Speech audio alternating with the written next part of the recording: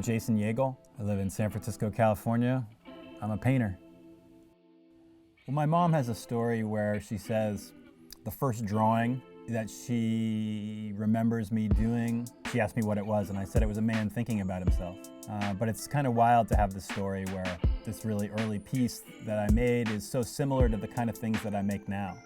For me, the purpose of art is a coping mechanism.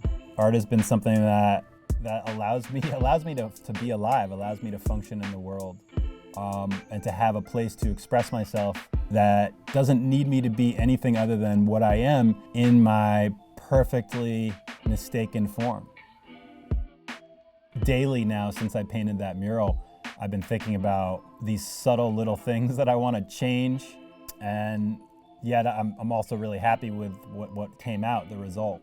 I was really lucky to have my buddies David Benzler and JP along with me. So by day 3, we felt like we were kind of humming along. And as long as I try to keep myself open, the results usually find themselves. Whereas if I'm wanting to make something that has some sort of profundity to it, that's when I usually do things that feel contrived.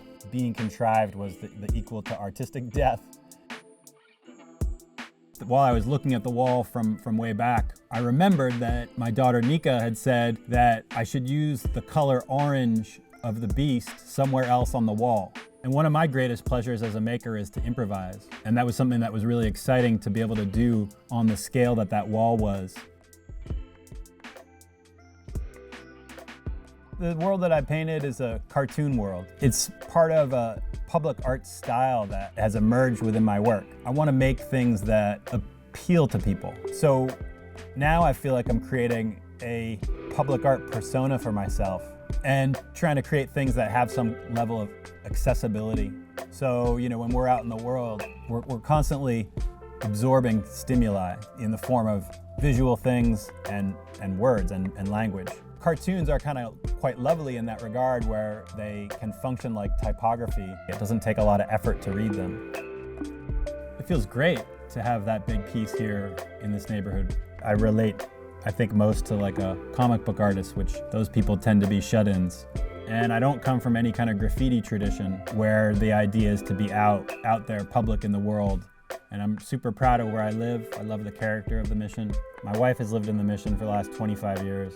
And I'm raising my children here. And so I'm really experiencing this neighborhood day to day.